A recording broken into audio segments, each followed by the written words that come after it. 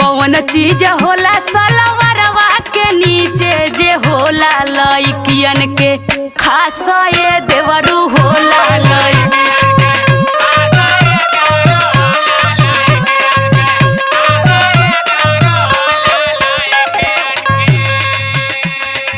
अच्छा ठीक है भौजी ला बताओ तनी सुना।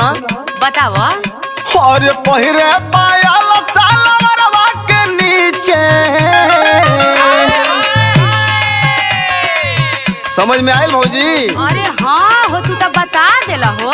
देखो और पहिरे पायल सलवारवा के नीचे जवन होला लइकियन के खास ये भौजी होला लइकियन के